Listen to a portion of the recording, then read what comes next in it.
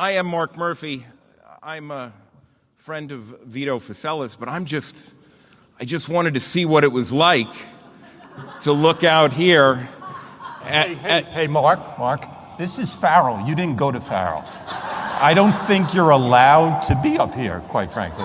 I just wanted to be in the gym and feel what an opponent of Farrell. Yeah, well, this is the Lion's Den, and you're more than welcome to be here, Stop. but...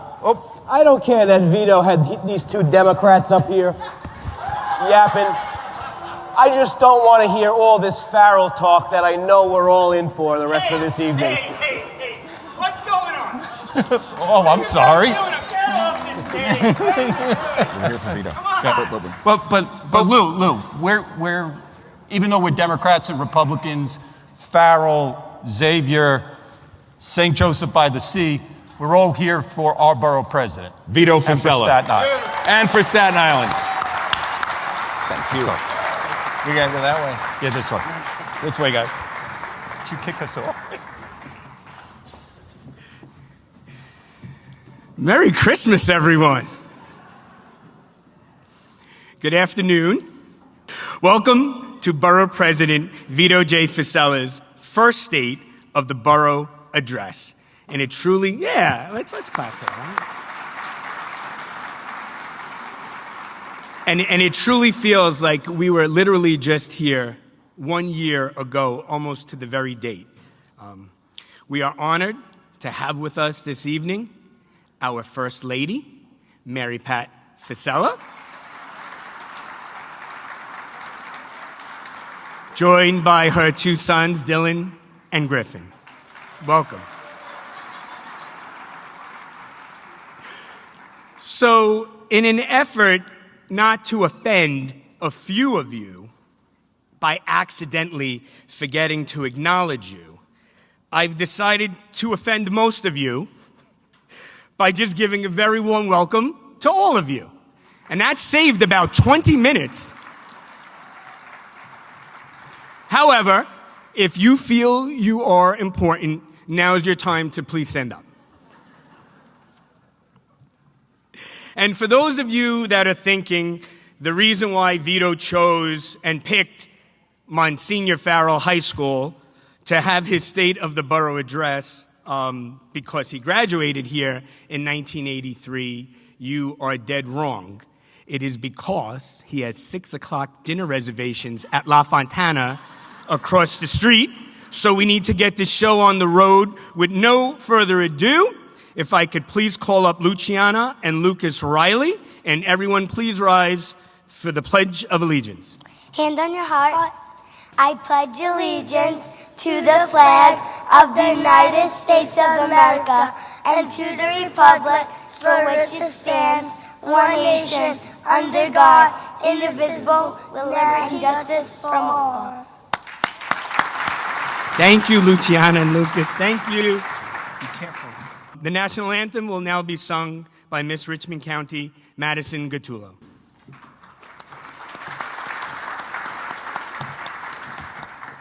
Oh, say, can you see by the dawn's early light what so proudly we held at the twilight's last gleaming, whose broad stripes and bright stars through the perilous fight o'er the ramparts we've watched were so gallantly streaming, and the rocket's red glare, the bombs bursting in air, gave proof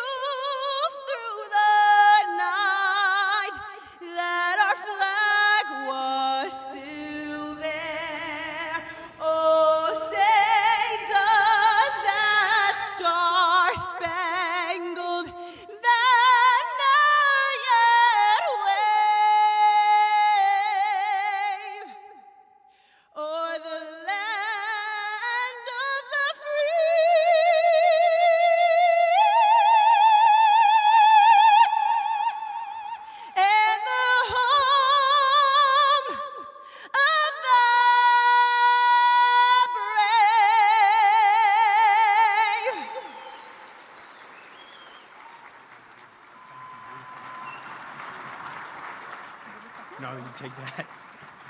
Thank you, Madison. Absolutely beautiful. Please, everyone, no, I did not tell you to sit yet. Simon says stand.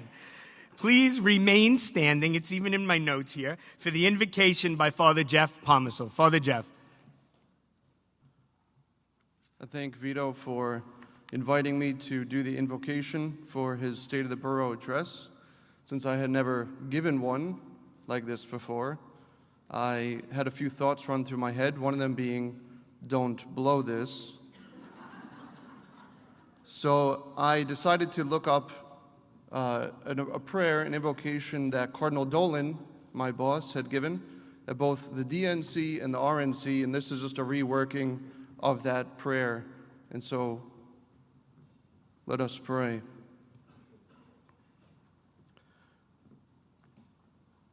Almighty God,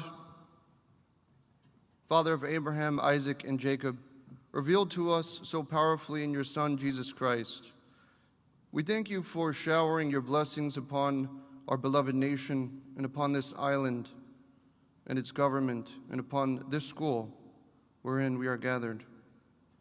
Bless all here present and all across this great land who work hard for the day when a greater portion of your justice and a more ample measure of your care for the poor and suffering may prevail in these United States.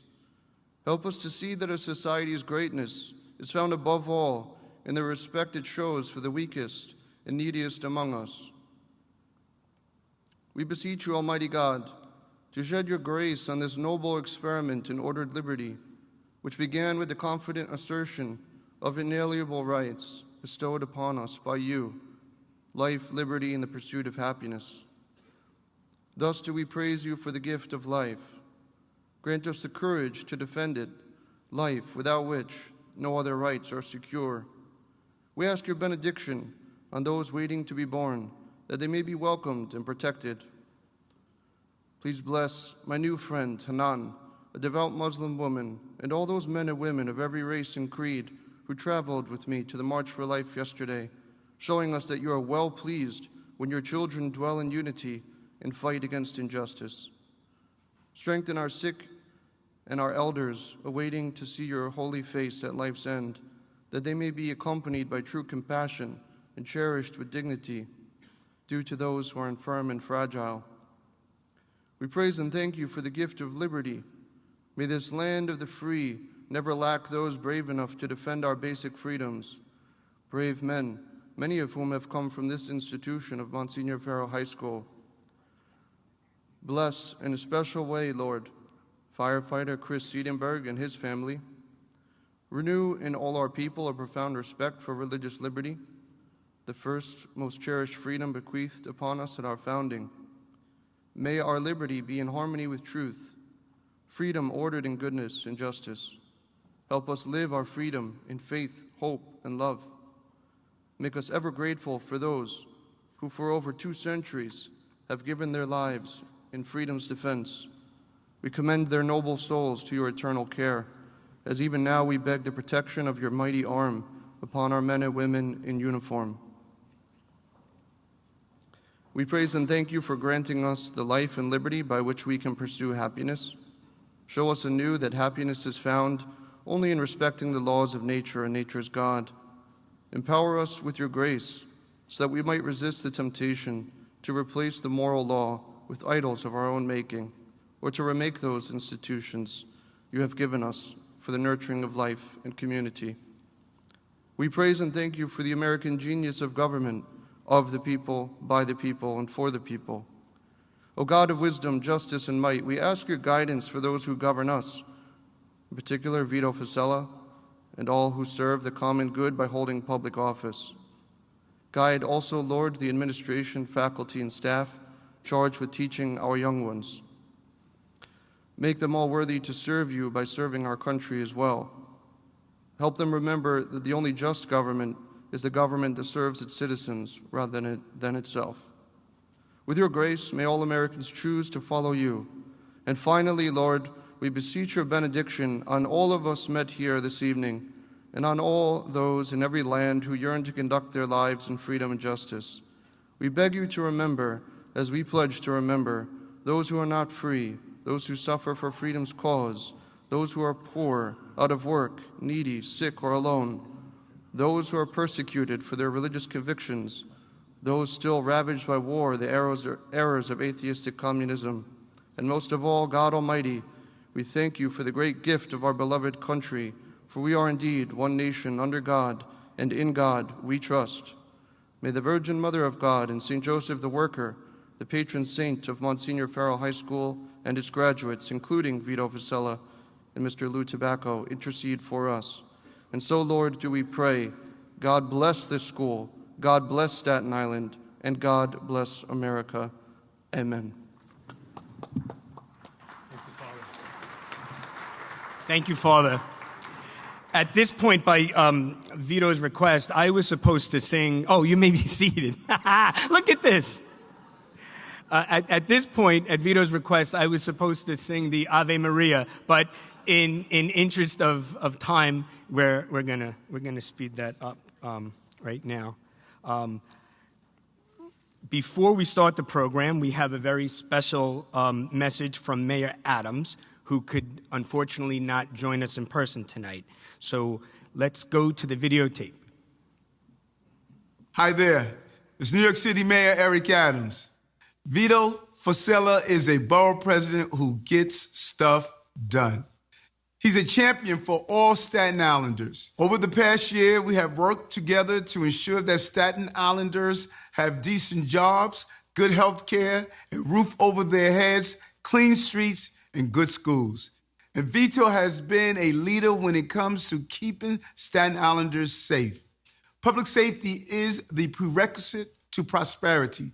And since day one, Vito and I have been working together to take on crime on our streets. He has been a staunch supporter of our criminal justice reforms, and we've partnered together to take on anti-Semitism and crime in our neighborhoods. Together, we are keeping Staten Islanders safe. Vito believes that our most vulnerable neighbors, our homeless, and New Yorkers with mental health issues deserve care. He is out in the community and understands what Staten Islanders are going through. Every day, he's fighting for this community. Every day, he is getting stuff done for Staten Islanders.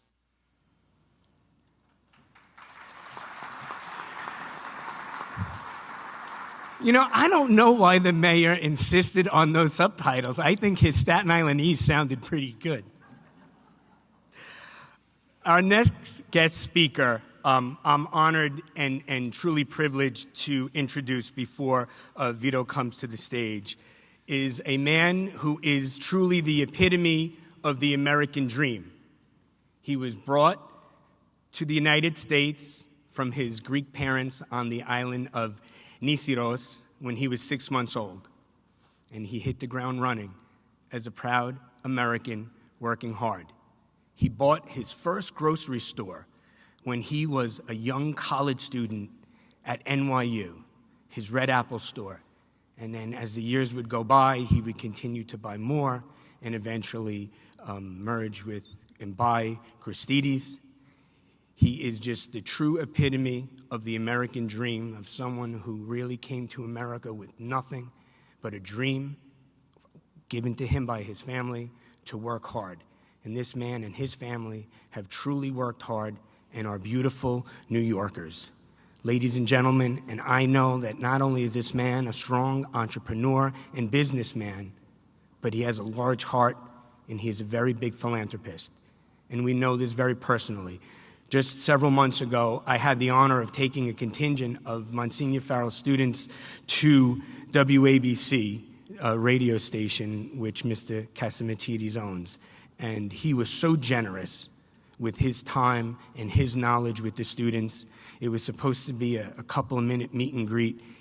He just threw up his whole schedule and was with the students for a few hours, was with them, gave them a full tour himself of the studio, and took time to mentor them. And he actually came here early today just to repay the favor and visited our own television station here and met with the students once again. So we are so grateful for him. And with no further ado, ladies and gentlemen, Mr. John Casamatides.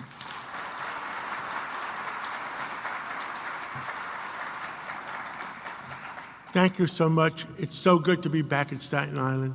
And how could I say, when our borough president invited me, how could I say no to Vito? Vito and Mary Pat are very dear friends of mine. And their children, we always celebrate their children's birthdays too, together. Staten Island, I've been coming regularly to Staten Island ever since 2013 when I ran for mayor. And I remember Mary Riley in 4th of July of 2013, it must have been 110 degrees in the shade. We walked that entire parade.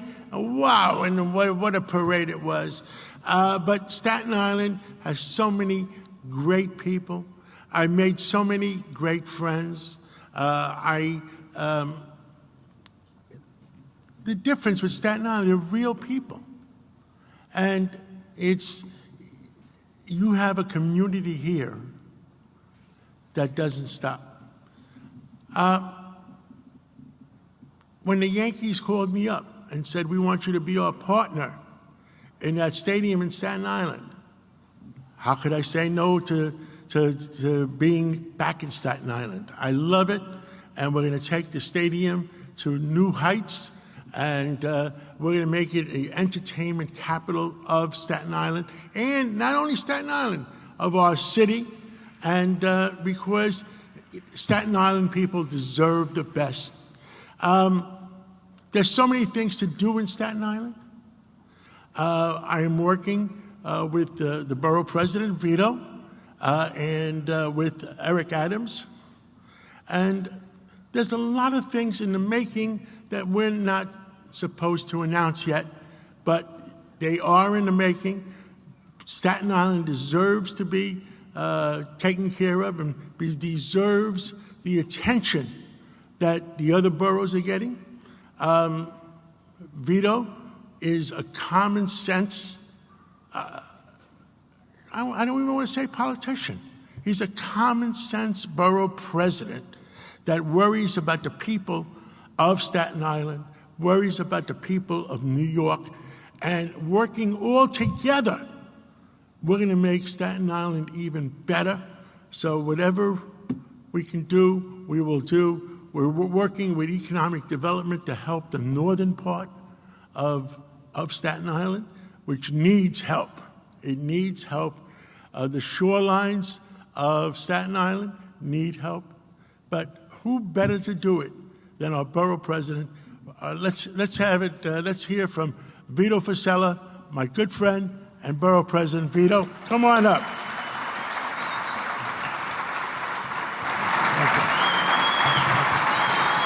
Well, good evening, everyone. Thank you very much for coming. Just a few housekeeping items. Who here is a Giants fan?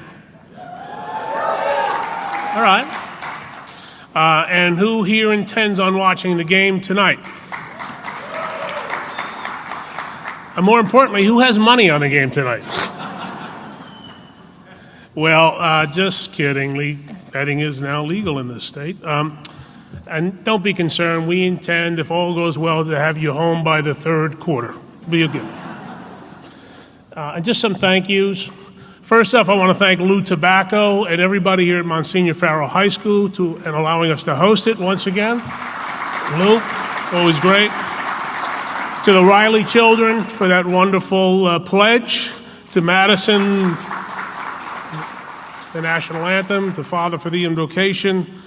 And a deep appreciation to one of the best people you will ever get to meet and to know, and that's John Katsimatidis, and his beautiful, lovely wife, Margot, is here today. They are just unbelievable people, and if everybody in this city was like John and Margot, we would be blowing it out of the ballpark. So thank you, John and Margot, for everything you do, not just for our family, but for everybody across New York City and this great country of ours. I'd like to thank my family. My parents are here, my sisters, my nephews, nieces, etc., and my son, Dylan Griffin, and our soon-to-be daughter-in-law, Kirsten Peroni, who's joined by her parents, Brian and Jolie. And of course, I would not be here but for my wonderful wife, Mary Pat. Thank you. And finally, Mary Pat and I and our family are blessed. We really are, and you know who you are. So many friends, but so many real friends. And, as you go through life, if you can say you have a handful of real friends, you got it made. But we are blessed to have so many real friends that are here tonight. So to all our friends, we say thank you and God bless you. So we choose. From Tompkinsville to Tottenville, and from New Brighton to New Dorp, from Silver Lake Park to Wolfsbaum Park, and from South Beach to right here in Oakwood. We choose to stay on Staten Island because opportunity and freedom are alive and well. We respect the thousands who ask for nothing more than an opportunity to raise a family and to work. We respect the brave officers who wear a badge and the selfless first responders that protect our quality of life and keep our streets safe. We choose to put victims first and not to coddle violent criminals.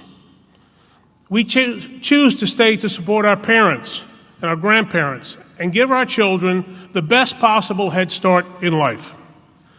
And although we live in the smallest borough, we feel that we have the biggest hearts, where even the weakest among us has a right to a strong voice. We believe in the beauty and the wonder of America, where there still exists the right to life, liberty, and pursuit of happiness. Sometimes those in power seem to forget it. Here, we don't.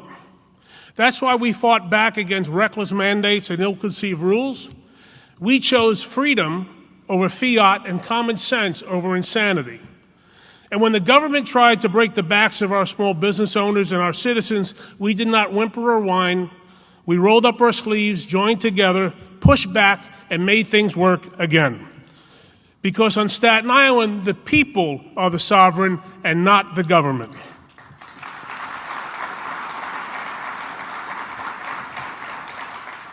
Almost 1 year ago to the day, as Lou mentioned earlier, many of us joined together in this very room to set out a course to right our ship. For example, you may recall that last year a law was passed to allow non-citizens the right to vote in local elections. Despite the fact that the New York State Constitution prohibits this, we were told pretty much tough luck, it's the law now. And a good chunk of the city was fine with this, which is their right. We disagreed. Our only recourse was to sue. We did. We were successful, and the people won.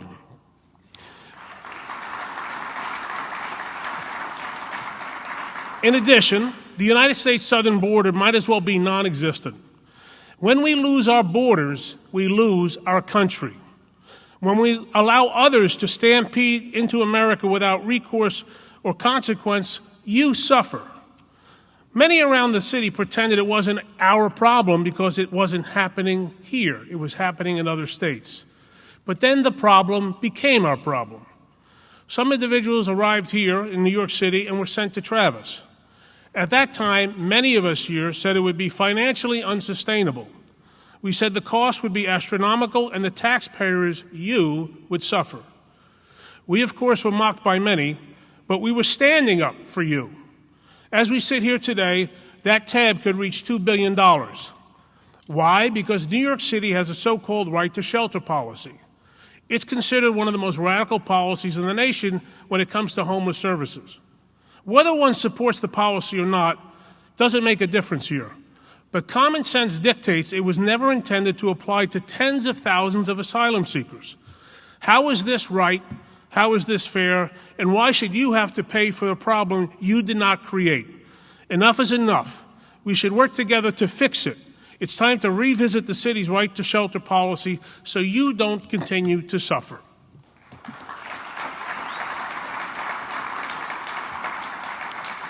Last year, from this stage, we promised to be a strong voice for you. We have more to do for sure, but we think we kept our promise. And we have a story to tell. And the best story always wins. Just ask George Santos.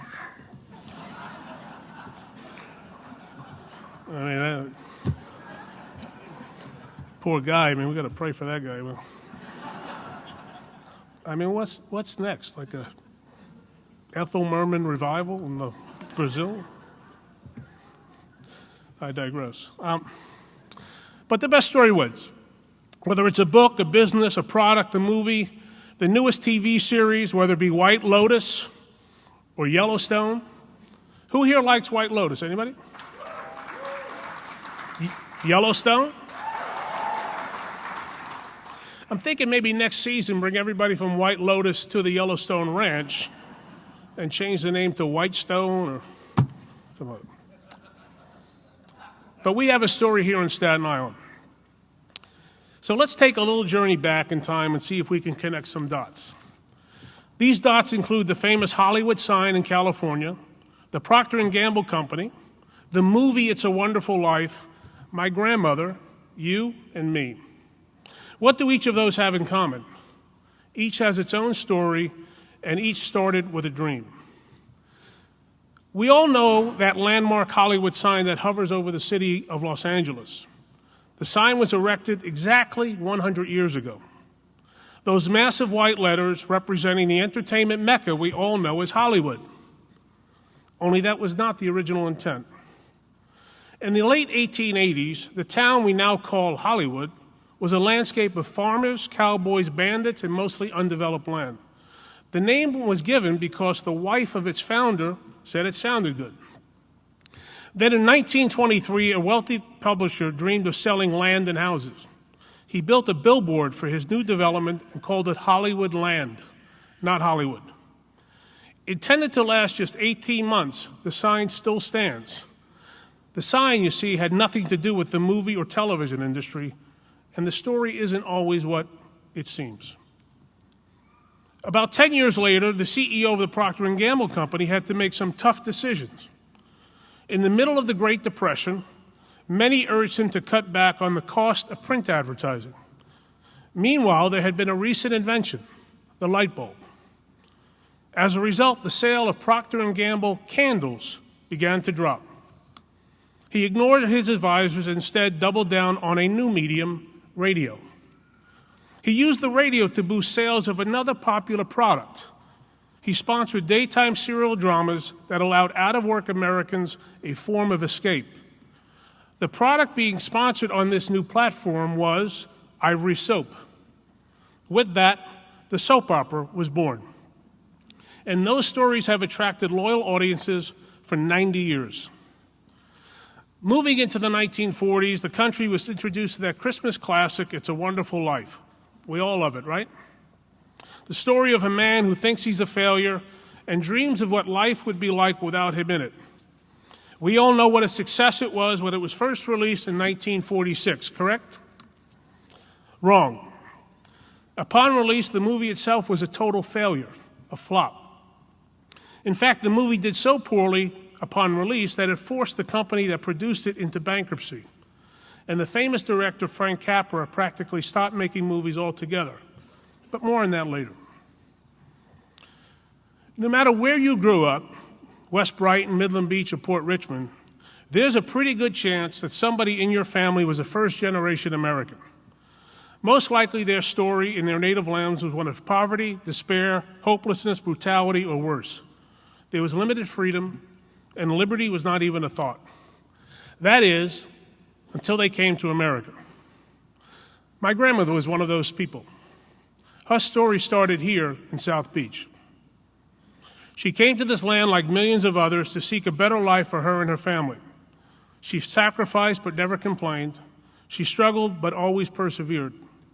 She embraced her new home and understood its greatness, the opportunities it presented, the freedom to grow, to prosper, and to believe in this land where dreams can come true. And that is why I am standing here today. My sense, everybody here can take a walk down memory's lane, see their family's journey, and appreciate all the sacrifices and count all the blessings. You see, we all represent some version of that big Hollywood sign, and our story is still being told. And here's the better part. We are the writers for the future of Staten Island. All we need to do is put pen to paper. The first chapter must begin with public safety. Our primary focus is to keep our families and friends safe, whether you live in Princess Bay or Mariners Harbor. Fortunately, we have some of the leaders in the New York City Police Department here today to help us keep us safe. I would like to acknowledge right now Assistant Chief Jin Yi, Deputy Chief Inspector Terrence Herson, Deputy Chief Tanya Kinsella, Deputy Inspector Timothy Wilson, Captain Eric Waldhelm, Captain Ronald Perez, and from the Fire Department of the New York Staten Island Borough Commander Chief Brian Gorman. Please stand.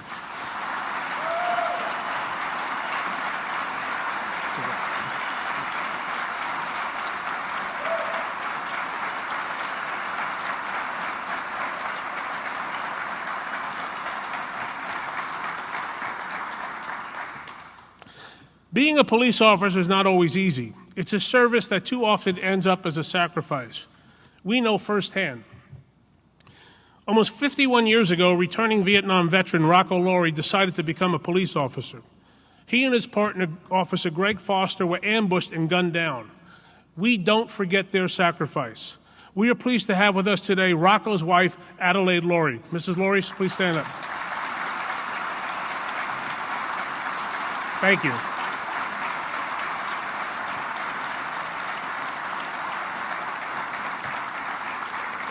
Thank you, Mrs. Laurie. And let me acknowledge Sal Mosamillo, who is a friend. In 1998, his brother Anthony, police officer Anthony Mosamillo, was killed as well. Sal, thanks for being here and keeping your brother's legacy in our hearts. Sal, thank you.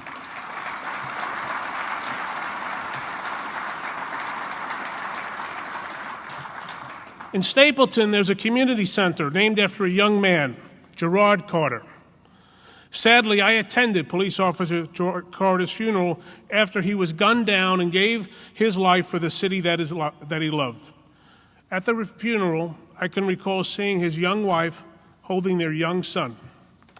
We remember Gerard Carter as a hero, and I'm pleased to recognize his wife, Josette, who is with us tonight. Josette?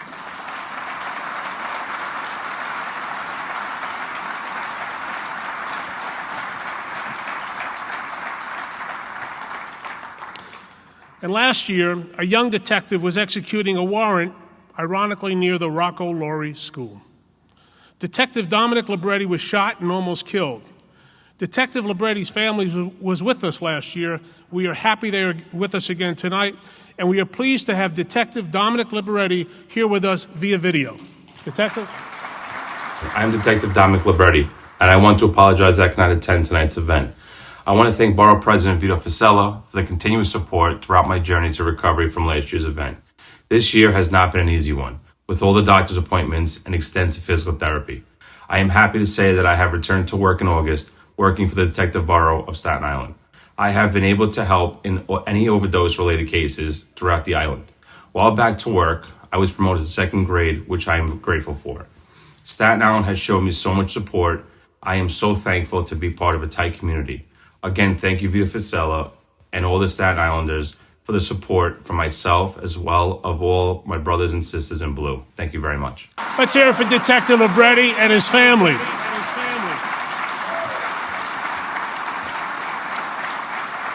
It's great to see him back at work and a promotion, no less. So thank you, Detective and his family. Thank you so much. Now allow me to highlight two items that are major concerns: stolen cars and fentanyl overdoses. We cannot make things better unless we admit there is a problem. We have two problems that must be fixed. In the past, if a car was stolen, it was typically taken from a big parking lot. You went into the store, you came out, and your car was gone. Now, cars are being stolen right in front of people's homes and from their driveways. These brazen thieves are making people feel vulnerable, threatened, and frankly, scared in their own home. This is real, it's happening, and it's got to stop.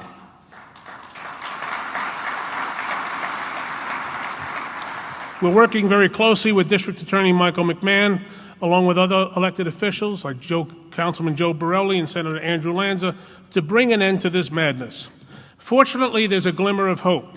Our voices are being heard. Because these car thefts rings are regional in nature, there's only so much the NYPD can do. If a thug steals a car in Staten Island and drives either to New Jersey or Nassau County, the game is pretty much over. This week, however, the game is about to change. We have been given a commitment that a comprehensive task force will be formed within the police department. The task force will partner with all key law enforcement organizations, and it won't just be local police, but regional and federal forces as well. These punks understand only one language, and they now and will hear it loud and clear.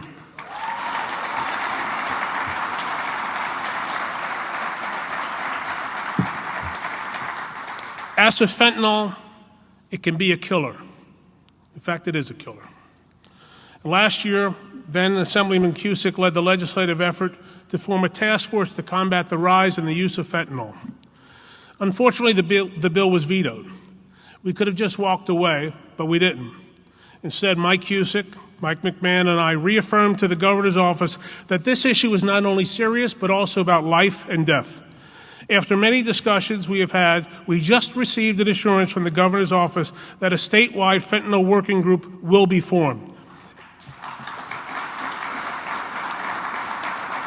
It will be composed of folks from across the spectrum, and Staten Island will have a solid seat at the table, and it's time to turn the table on those who use fentanyl to kill.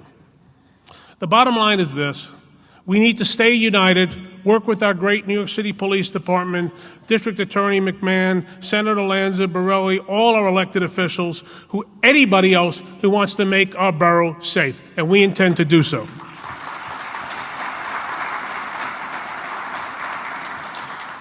Public safety doesn't stop at the entrance of a school. Schools should be sanctuaries for children to learn, to grow, to make friends, and to excel. Protecting kids in schools is a priority we share with the 15,000 educators across Staten Island.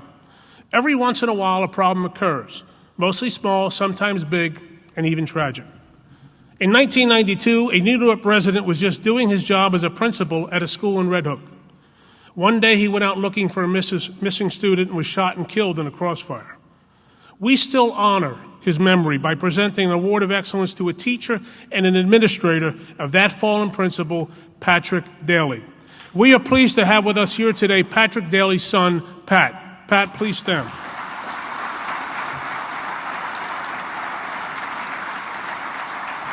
Thank you, Pat. Recently at Tottenville High School, shots erupted and an innocent student was struck in the leg. Every parent's worst nightmare.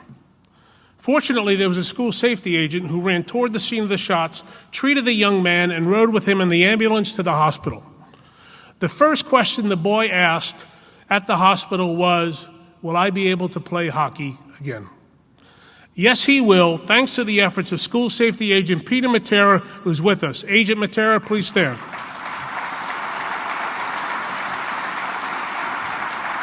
Thank you. We will empower educators to continue to strive for excellence.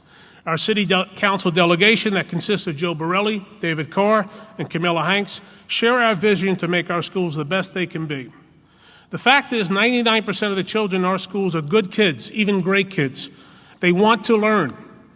Unfortunately, there are occasions where a few are disruptive or in need of additional help. If a kid needs help, we should help him. But the 1% shouldn't ruin things for the other 99%.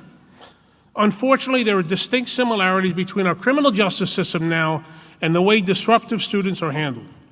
There are practically no consequences for bad actions, and that must change now.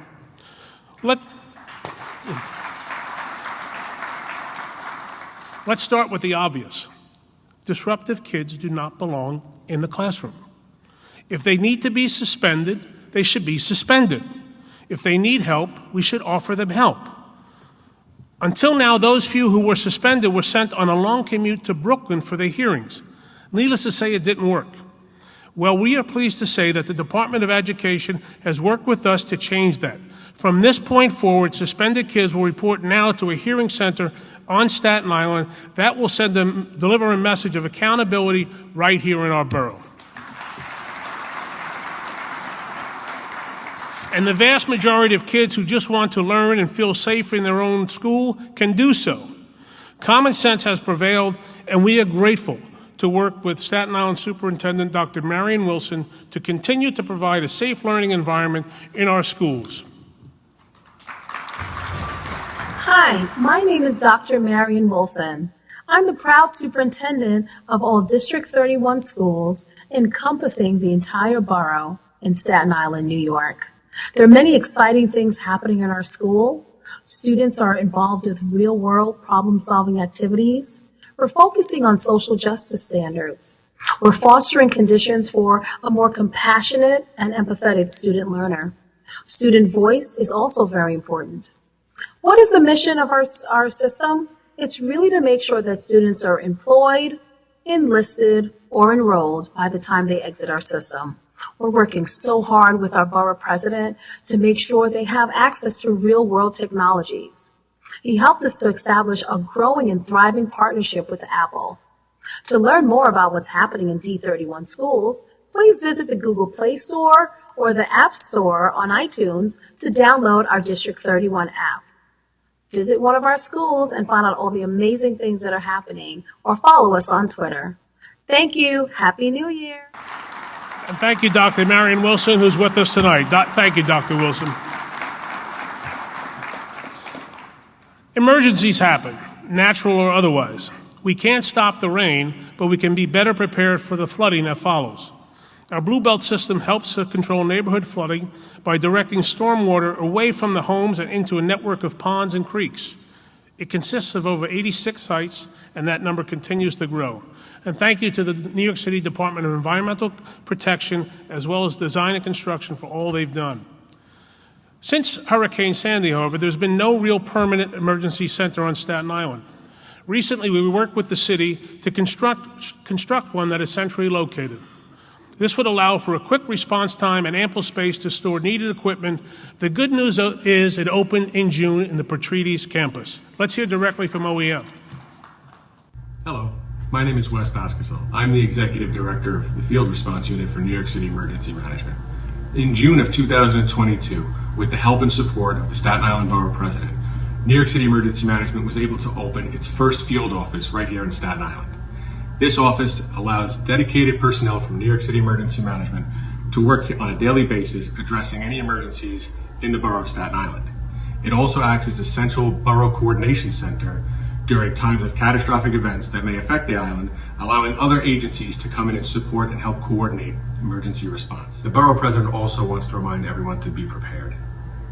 To help prepare for emergencies, please go to the emergency management website at www.nyc.gov/emergency management. Also, sign up for the Notify NYC program and receive alerts about emergencies affecting your neighborhood. Thank you very much. The folks at OEM are great to work with. A clean Staten Island should be the rule, not the exception. We started a cleanup campaign called Don't Trash on Me, named litter liaisons, gave funding to the 7 bids across Staten Island to spruce up our commercial areas, and worked with outside groups to improve our train stations, and sponsored numerous cleanups, 86 locations to be exact. We will continue to work with our good friends at the Department of Sanitation, along with Sanitation Commissioner Jessica Titch, Deputy Chief Robert Ferrero, Citywide Community Affairs Officer Stephen Caruso, and our own Chief Daniel Lindley. We want our streets to be safe, clean, and our neighborhoods as well. Chief? Hello, I'm Assistant Chief Daniel Lindley, Borough Chief of Staten Island for Department of Sanitation. Like many DSNY employees, I live here on Staten Island and I take great pride in the work we do to keep our neighborhoods clean. In 2022, we cleaned more areas than ever before, including locations that have been ignored for decades, and we're just getting started.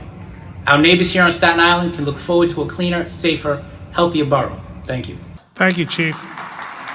And great folks at the sanitation as well. As you know, there are steps we can take to improve local transportation. Fortunately, we have an excellent working relationship with our Borough DO Commissioner, Rosemary Caruana, and her team. We are constantly looking for ways to make things better. And we need to distinguish between transportation and traffic. We need better modes of transportation in order to reduce traffic for commuters and motorists. With that in mind, we are convening a transportation summit in a few weeks at Borough Hall, and all elected officials and stakeholders will be invited. Our goal is to improve mass transit and local travel conditions any way we can. Whether it's commuting to work, going to the store, dropping your kid off at school, we need to see where progress can be made. And if anybody has any reasonable ideas, we are all ears. There is no silver bullet solution, in large part because we have a lot of cars, and we live on an island where new roads are few and far between. So the challenge is not going away.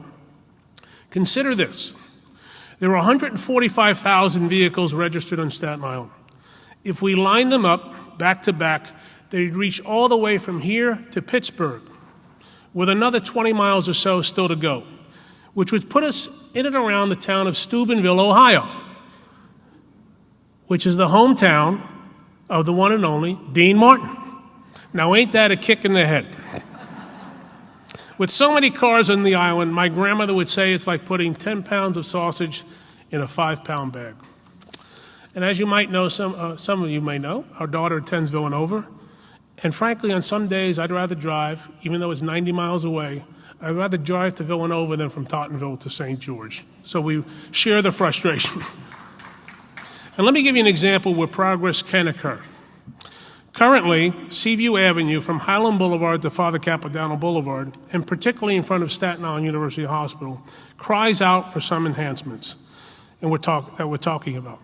And we're working with Dr. Brahim Ordolik and DOT Commissioner Caruana. We're developing a new vision for the streetscape in and around the hospital. Imagine, as you can see here, safer pedestrian crosswalks, sidewalk enhancements, turning bays, planting and beautifications of the landscape and the medians, and a host of others enhancements. We'll call it the medical mile.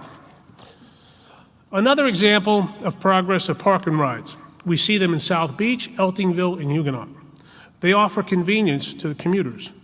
Today, we are announcing a collaboration with Mayor Adams, along with Joe Borelli, Senator Lanza, and Assemblyman Mike Riley, to explore a new park and ride in Arden Heights. Currently, commuters, you can clap if you want. Currently, as you can see here, commuters are forced to park their cars along the West Shore Expressway service road and then walk up to a half a mile to reach their bus stop. Our goal is to create a park and ride with a bus stop readily accessible to commuters, as you see across the island. And we need to extend the HOV lane on the Staten Island Expressway to the Goethals Bridge and connect the new lane directly to the West Shore Expressway. We've met directly with the New York State DOT to have this included in New York State's 5-year capital plan. And with the help of our Congresswoman Nicole Malliotakis and our state delegation, Senator Lanza, Jessica Scarcella Spanton, and our Assembly members, Charles Fall, Mike Riley, Mike Tanusis, and Sam Pirizzola, we're going to make the strongest case possible to get this done for you.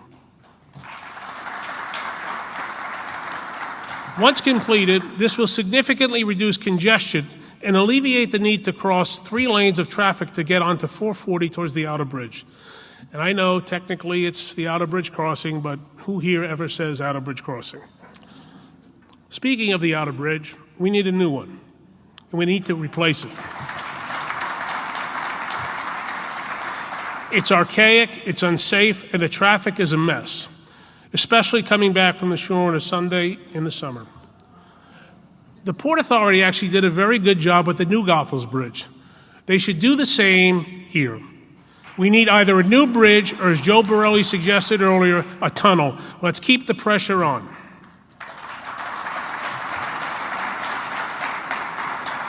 For the record, and don't take it personally, the one thing we will not be a proponent of are new bike lanes on Staten Island. They may work in other parts of the city, but new bike lanes on Staten Island are like Prince Harry and Meghan Markle are welcome at Buckingham Palace.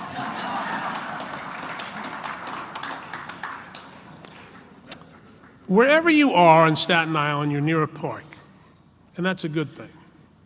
Well over a quarter of Staten Island is protected parks and open space, so we truly are the Borough of Parks. Many of us enjoy walks through High Rock, around Silver Lake, Conference House Park, Clove Lakes. And we've been working with our Borough Parks Commissioner, Linda Riccardone, on many park improvements like the Dolphin Fountain in South Beach. Those of you who enjoy going to South Beach and the boardwalk may have noticed the fountain was shut down for the past 10 years. Well, last summer we brought the fountain back to life. We continue to increase the number of ball fields across the city. On any given day, thousands of Staten Islanders use these fields for soccer, softball, baseball, football, flag football, you name it. But you can't swim on a field. You need a pool or a pond, which would be good for Joe Borelli. A number of years ago, a new indoor public pool was proposed for Staten Island. That goal will be met as part of the Children's Aid Society project at Goodhue, where the existing pool will be converted to a year-round use and a new community center will be built.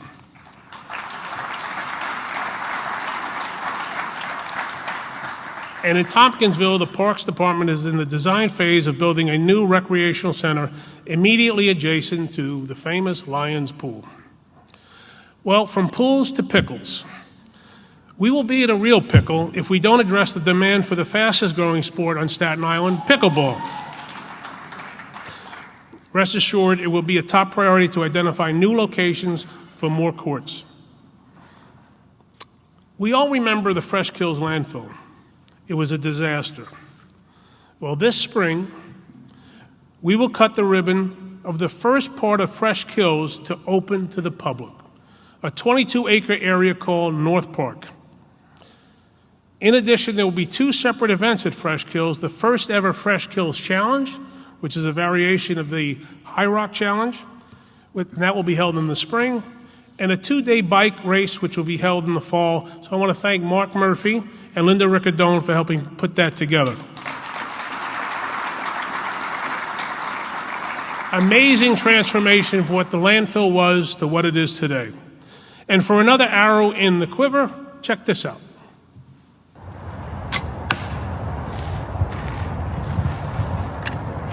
My name is Urban Park Ranger Ganeem Khalil. We're here at Willowbrook Park, which is part of the Greenbelt. There are many fun things you can do in Staten Island parks, including fishing, canoeing, hiking, and with the Rangers, overnight camping. I'm so proud as a Staten Islander to have the only city-owned archery field in the entire city, so that you can have fun shooting archery. All right, Park sits a bullseye. Congratulations. Cultural institutions on Staten Island continue to remain a positive force. We can enjoy a walk through historic Richmond Town, a picnic at the Alice Austin House, an evening with the Staten Island Ballet or Orchestra, historical discussion at the Garibaldi, and a visit to our many museums and historic sites. And soon we will be able to enjoy the results of the long-awaited annex to the Music Hall at Snug Harbor. Upon completion, it would usher in a new generation of shows to a venue that is the second oldest music hall in New York City after Carnegie Hall. And down the road from Snug Harbor is the St. George Theater. It's come a long way since the wrecking ball that almost destroyed it. This year, the theater will celebrate its 20th anniversary, showcasing a restored lobby and 1,900 new seats. The place looks great. I'd like to thank Doreen and Luann for all they do to keep the St. George Theater a beacon here on Staten Island. But what we really need, and what is long overdue, is an incubator for young artists. We need a new public high school for the performing arts to be located at Snug Harbor. We have met with the school construction authority as well as Mayor Adams' office many times. This is a long-term dream, and the story is being scripted, and it will happen. I want to thank the Snug Harbor Board, Councilmember Hanks, and every local official that supports this effort. Please, all front row, stand and take a bow.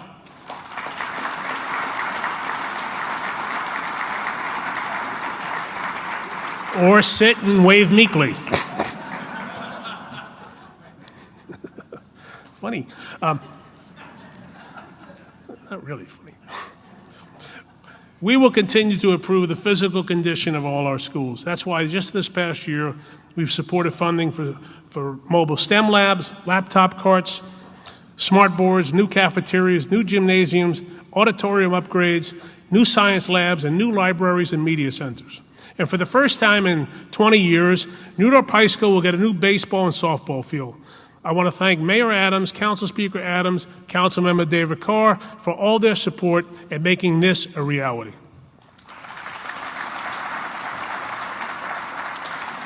So let's be honest, not every kid is cut out for college. Some students thrive and perform better in a different setting. As a result, we will continue to expand vocational and trade schools for the kids who want it. You know, heck, judging by some of my friends, I think I should have dropped out a pen and became a plumber a long time ago.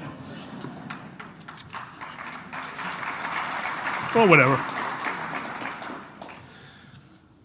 Here's a sensitive one, but I feel strongly about this. Children who attend non-public schools are equally important in our mission to provide academic excellence. Our non-public schools are not only excellent, like here at Monsignor Farrell High School, despite what Joe Borelli may think, and in the education they provide. They also create additional choices and opportunities for children and parents. Earlier this year, we announced funding for the first time in the amount of $450,000, which was distributed to every Catholic school in Staten Island, as well as the CYO. I had the good fortune of joining Cardinal Dolan at the Blessed Sacrament School to announce this. Let's hear from His Eminence. I hear from our political leaders a lot. When they call me, they usually say, can you get the child of one of my constituents into one of your schools? Or, why are you closing one of our schools? So they always say that. When I say to them, will you help our schools? There's a quick hang-up, okay? You came to us to help our schools, Borough President Fossella, and for that we are immensely grateful. Thank you very much, Cardinal Dolan. Thank you. Thanks for coming. The backbone of our local economy has been and will continue to be our small businesses. Small business owners are not the enemy. They should be embraced, not pushed away. They should be thanked, not punished. They should be able to grow with minimal government burdens, not taxed, regulated, and fined into bankruptcy. There are more than 14,000 businesses on Staten Island providing jobs for approximately 120,000 employees. These businesses are the lifeblood of our local economy and our communities. They suffered severely over the past 2 years. And there are hundreds of thousands of these businesses across the other 4 boroughs. They all face similar challenges. Fortunately, they have some allies and champions in the other 4 borough presidents. These good folks and my friends are here. Manhattan Borough President Mark Levine, Brooklyn Borough President Antonio Reynoso, Bronx Borough President Vanessa Gibson, and Queensborough President Donovan Richards, who unfortunately could not be here with us tonight. But the other 3, if you can please stand right there.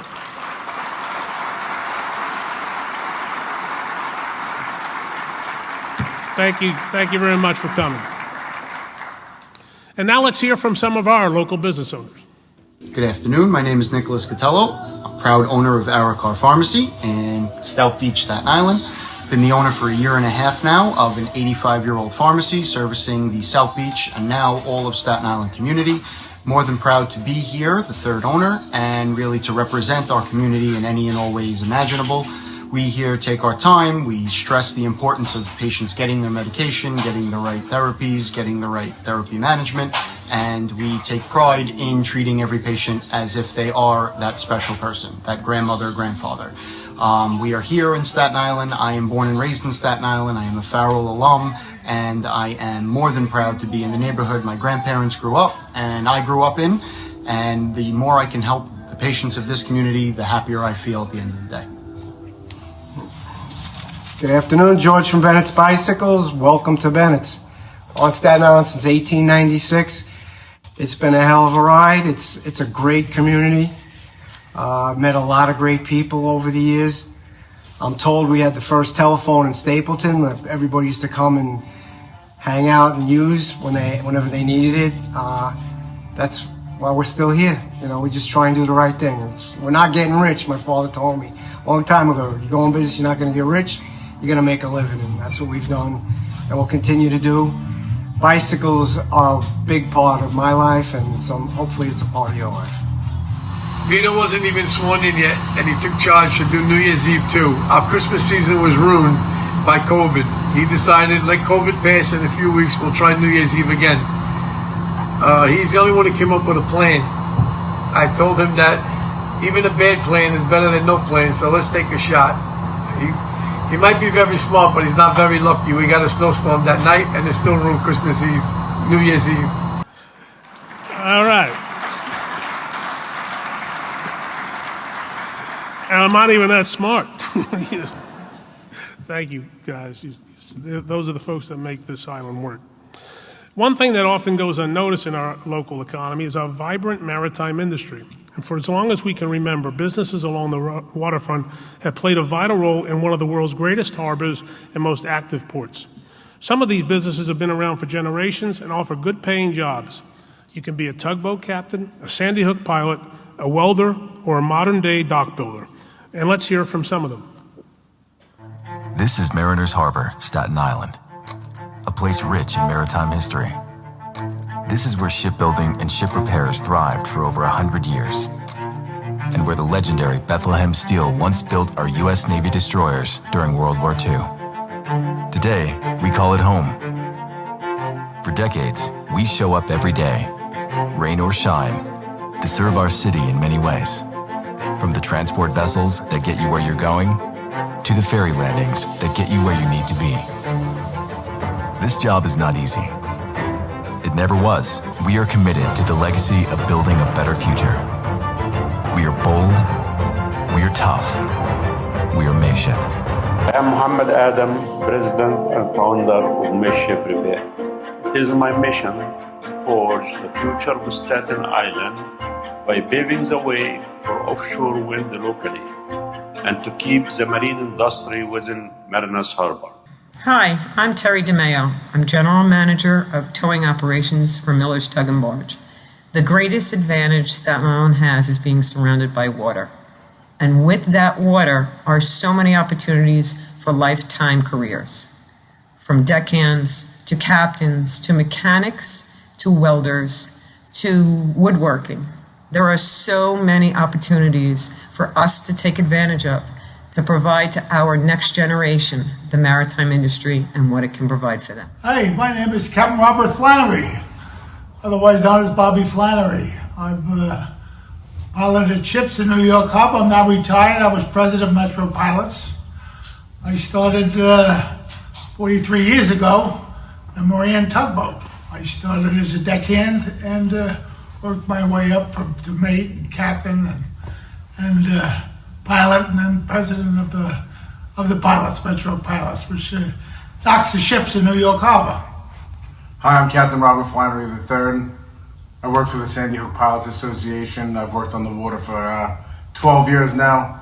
I also started at Moran, but I also went to SUNY Maritime College before that and started my career through education, and then realized there was a lot of opportunities here on Staten Island to work on the water. I get to work and see the best view in the world and the best city in the world and the best borough in all of New York City. My wife used to tell my kids when we drove over the Verrazano Bridge, look out at that beautiful sight. That's Daddy's office.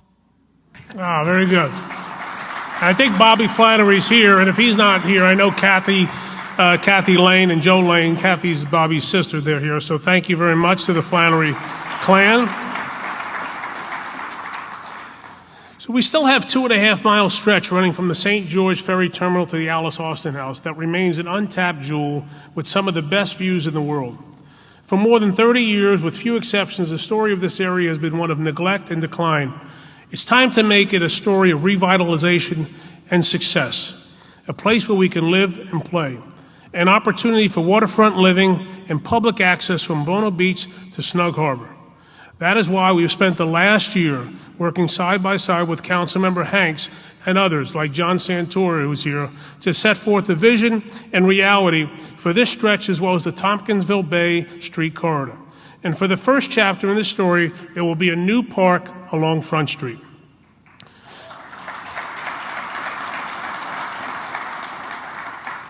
And let's face it, friends, the site for the proposed Ferris wheel has been going round and round for a long time. If a decision is not announced very soon, it's time to stop the ride get off, and move in a different direction. You deserve better. Our West Shore was once an empty land that was full of uncertainty. It has truly been transformed into a jobs coast. Let's look at an aerial view of this location from about 20 years ago. Now it's home to hundreds of companies that employ tens of thousands of people with good paying jobs. And what's next? As many of you know, and there's many in this room who believe this, new government initiatives are often just tilting at windmills. But we might be onto something that's real, a new industry actually rooted in windmills. There seems to be some real excitement and potential for the offshore wind industry, with much of it based right here in our own backyard. Now let's hear from somebody who's benefited from the jobs coast. Hi, my name is Michael Santacola, and I'm a native Staten Islander. You're probably familiar with the Amazon box at your doorstep, but today you get to take a peek inside of my office, which is 820,000 square feet. I'm actually a native Staten Islander. I grew up in Eltingville, and I went to high school at Monsignor Farrell, and then college at the College of Staten Island. Thanks to Amazon, I was able to develop my career right here on Staten Island, and not only my career, but the career of my teammates as well. We support development from day one, all throughout their journey here at Amazon. Outside of these four walls, I'm sure you felt our presence. We are a part of the Staten Island Chamber of Commerce and the Staten Island Economic Development, where we want to be not just business on Staten Island, but partners and friends in the community. I love Staten Island. I love that I get to work here, to live here, to raise my son here, and that's what excites me. Thank you, Michael. And we all need to be on the same page to advance our borough's economic interest, as John Catsimatidis mentioned earlier. So just a few days ago, we met at Borough Hall with Linda Barron, who's the president of the Staten Island Chamber of Commerce, and Michael Cusick as the new president of the Staten Island Economic Development Corporation. We're pleased to announce that the Chamber and the SIEDC have agreed to work together like never before to promote those interests, and by doing so, we will create more opportunities for our neighbors to work across Staten Island. So thank you, SIEDC and the Chamber of Commerce. And let's create more opportunities for our seniors to stay.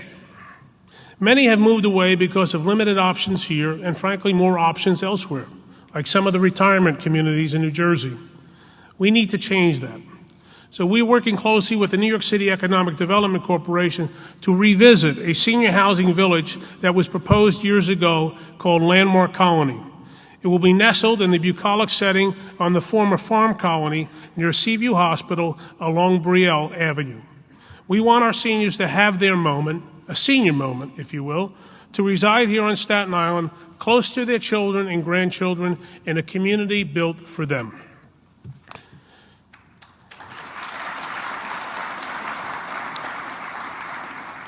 If the small business owner is the backbone of our economy, our veterans are the backbone of our nation. We will continue to salute our veterans and remember those who made the supreme sacrifice for all of us. As many of you know, Staff Sergeant Michael Olis, who grew up in Newdorp, was killed in Afghanistan, saving the life of a fellow soldier. With us tonight are his parents, Bob and Linda Olis. Bob and Linda.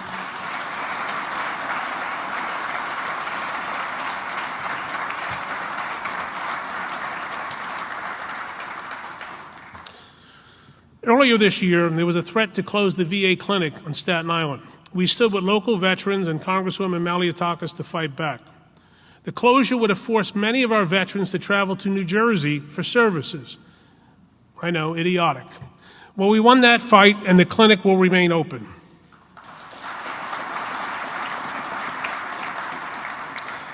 Equally important is to salute the men and women who serve currently in the U.S. military. Staten Island has its share of sons and daughters deployed around the globe to try to keep the peace. The parents of one of those young men is here tonight, Angela and Scott Herold, accompanied by their son Michael. But now let's hear from their other son, Anthony. Hello everyone, my name is Anthony Herold and I am from Staten Island, New York. I currently serve in the United States Air Force and I am stationed in Germany working as a maintainer for the F-16s. And I just wanted to say hi to everyone in my hometown and thank you, Mr. Fossella, for everything he does for the military. Thank you again. There's Anthony. And thank you to the Herald family. Thank you. And thank you for Anthony for his service. Which brings us to the final subject. As the old saying goes, if you have your health, you have everything. Well, we are experiencing some significant times for healthcare on Staten Island. In fact, just yesterday, we had the opportunity to be with Dan Messina at the Richmond University Medical Center as it opened the brand new 35,000 square foot emergency department. So kudos to everybody at Rumsey to make that happen. We have quality doctors, nurses, and healthcare professionals. They are our neighbors and they care. Many of them are at the forefront of treating individuals with special needs with the compassion, dignity, and respect that they deserve. We will continue to support the people and organizations that serve these precious individuals. And this is all good news that affects the lives and well-being of Staten Islanders. So let's hear directly from Dr. Brahim Adolik and Dr. Dan Messina. Residents of Staten Island are fortunate to have two healthcare systems on Staten Island. Thanks to the many physicians, nurses, and medical professionals at Richmond University Medical Center and Northwell Staten Island University Hospital, state-of-the-art medical services are available every day, every hour, no matter the illness, condition, or emergency. We're looking at a future where people will start to come to Staten Island for health care. But before we can do that, we need to make sure that every Staten Islander understands and knows that they're not getting better care if they leave the borough. We are here to take care of them in every way possible, from the most simple thing to really the most complex thing. Where we're going is continuing to invest in our products, continuing to invest in our people, and looking to see what we need to do to make sure that everybody can get their health care on Staten Island. Richmond University Medical Center is in the middle of a very ambitious $250 million expansion and renovation that will change the delivery of healthcare services on Staten Island. The first project to reach completion this summer was when we opened our 14-bed, state-of-the-art medical intensive care unit. It has expanded from 10 patient care beds to 14. Each with double head walls that will allow us to expand and surge when we need to be, taking us from 14 to 28 in our medical intensive care unit. The centerpiece of our investment plans were just unveiled this October. Our brand new 35,000 square foot emergency trauma department. Over the last years, to be able to invest over $200 million into Staten Island University Hospital, into doing things like adding to the plant that really finally gets us out of the storm wave for 100-year storms. And now in 2023, to be able to open the Grapuso Women and Newborn Center, a completely modern, renovated space where women can come to deliver their babies in a comfortable manner without any additional payment for private rooms, is truly an exceptional advancement to the borough of Staten Island, as well as being able to add a modern hospital-based cancer center. There are major plans coming down the pike which are in the works that include the expansion of our neonatal intensive care unit, our pediatric intensive care unit, as well as our surgical intensive care unit and cardiac services division. And this isn't just about new buildings. This is about investing in human beings. We've hired over 1,200 people in this past 12 months and really looking at critical hires in areas that really allow us to continue to develop the important programs that will get us to where this borough needs to be in healthcare. We also want the community to know that we continue to invest back in you. Part of providing world-class healthcare on Staten Island is getting world-class talent to work here. We continue to invest in programs in our schools, invest in programs to get seniors back into the workforce, and to really be able to do in our community all the kinds of things that really keep the best and the brightest within this community going into healthcare, taking care of us when we get older, and providing the kind of care that we know we can provide. Caring for our community as Richmond University Medical Center for over 120 years requires dedication, commitment, constant planning, and the forethought to make strategic investments so that we can meet the needs of our borough today and in the many years to come. The reality is we already provide the highest standard of care and health care that you can on Staten Island in many areas. And we will continue to strive to do that across the spectrum of health care in some of the most complicated things that you can imagine, whether that be in cancer, in cardiology, in brain care, in orthopedics, in urology. Between these two robust growing centers that we continue to invest millions of dollars in. So you can see we are truly writing the next chapter in healthcare on Staten Island. Thanks to our team of incredible elected officials, led by our borough president. You will be proud to say that you were taken care of in your borough. And in just a few short years, you're going to see a growing population of people from outside Staten Island start to recognize the kind of care that you have available to you every single day. And while we hope you never need it, when you need it, we look forward to taking care of you.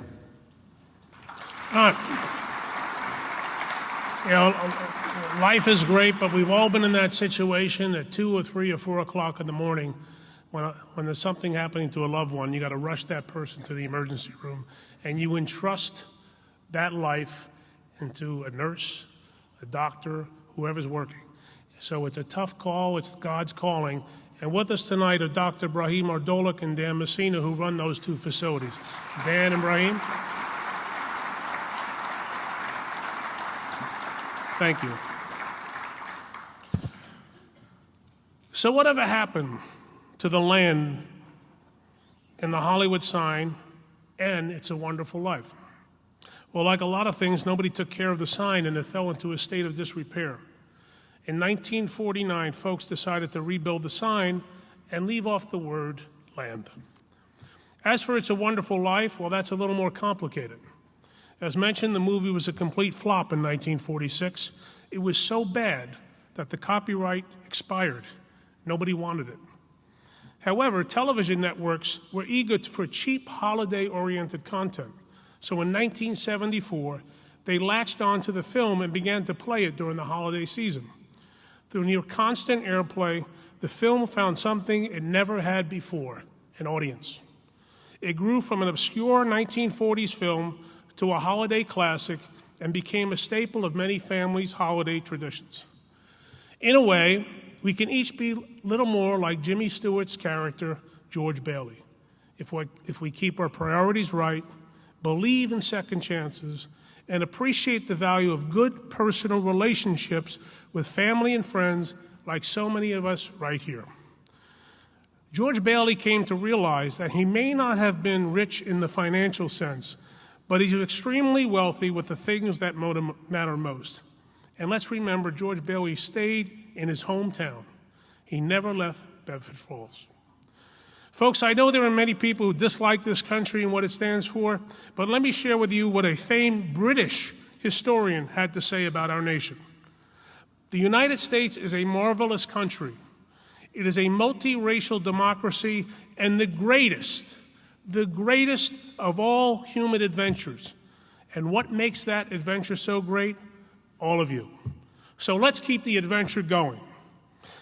I'd like to conclude with one additional announcement. We are starting a marketing campaign for our borough. We're calling it Stay on Staten Island. We'd like to share it with you and ask you to join us in spreading the word. And if you need a demonstration on just how many reasons there are to stay on Staten Island, just take a look at this brief video production by our friends at Fuzz on the Lens Productions.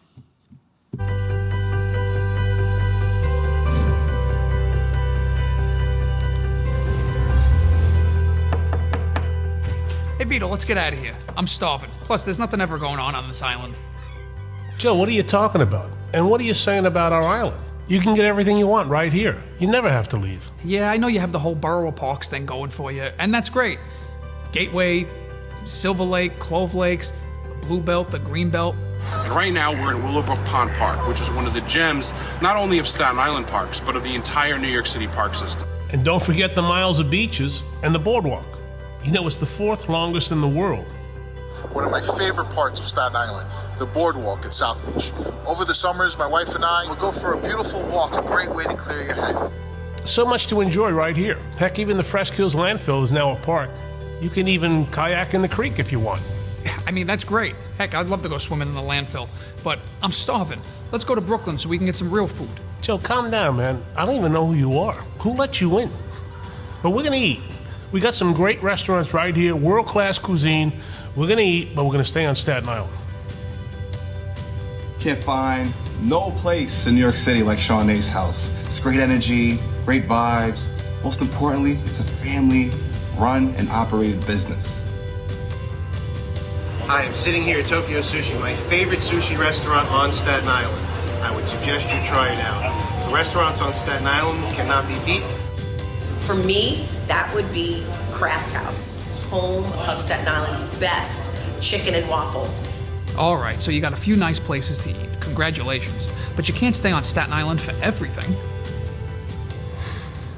I mean, kids need to go to school. And I know how you feel about Farrell. We don't need to hear you start talking about it again. That's right, you don't. But the truth is we have quality education at all levels. Have you seen our college campuses? They're beautiful. Even the one that's closing. Not to mention the fact that it's safe here. Much safer than the rest of the city. Today I stand in front of the 122 police station because inside that building, the brave men and women of the New York City Police Department put their lives on the line every day to keep us safe.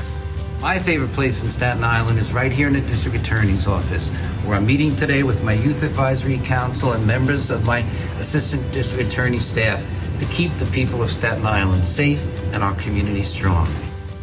So what else do you want to know about? I really don't need to hear any more. I just wanted to get some lunch. How about healthcare? Why go to the city when you can stay right here? Staten Island University Hospital has one of the best heart centers in the country. And Richmond University Medical Center has a brand new emergency department. And frankly, if you keep up this let's go to Brooklyn routine, you may find yourself in that emergency room pretty quickly. But let's talk about our cultural scene. You're probably thinking you need to go across the bridge to enjoy a cultural experience, when you can actually just stay on Staten Island. You know, Joe, I'm very proud of you. You're finally getting it. With our museums and historic places, there's so much to enjoy. I'm here in Fort Wadsworth, one of the oldest military installations in the country, a historic site. It is one of the most wonderful places to just come for a walk, come for a run, and enjoy the scenic views that Staten Island has to offer. It's now a national park, very proud to represent it. I mean, this education has been very entertaining, but I really... Yes, entertaining. Like a show at the St. George Theater or a Ferry Hawks ball game. Yes, okay. Are we done with these magical cutaway and phone-a-friend things? No, actually we have one more. So my typical Sundays start right here, P.O. Bagels, with my boy Joe. The best bagels on Staten Island. Heard it here first. Es el segundo desayuno aquí en Ana del Terrace. Second breakfast. And then I like to round out my mornings with a few pops and a few bombs at Next Level Golf.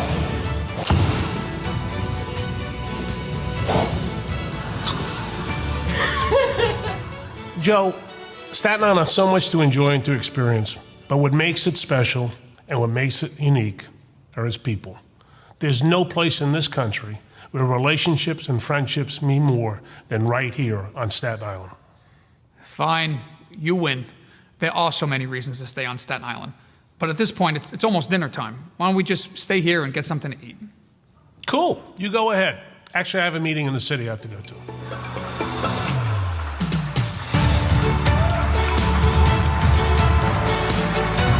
Hello, everyone. I hope you are all enjoying your banquet / benefit / I don't know, I didn't really read the text my mom sent me, but I do know that Vito Fossella, our borough president, is gonna, give some sort of a speech, get Staten Island going for 23. I love Lee's Pizza. I love Danino's Pizza. I love Campagna. Bagels R Us. The Armstrong Deli. The Armstrong Car Wash. That Wendy's parking lot that everyone hangs out and just throws trash in. That Sonic that's open sometimes. Page Diner. Fast Break. W's. The old steroid Dolphin Gym. It's not there anymore, but the Needles still are. What else?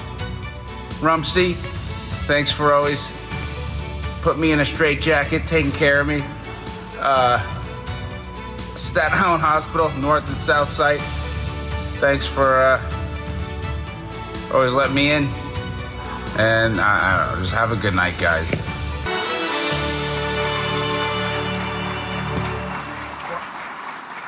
I hope you appreciate it. Thank you to everybody who helped make that video, and we're going to keep going.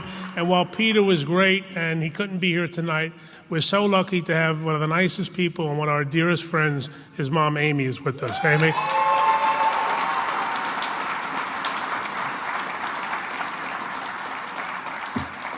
So here it is. I believe each of us can create a powerful story and have a wonderful life on Staten Island. So let's all grab our pens, let's write our story together, and as we continue to choose Staten Island as our home. Good night and thank you.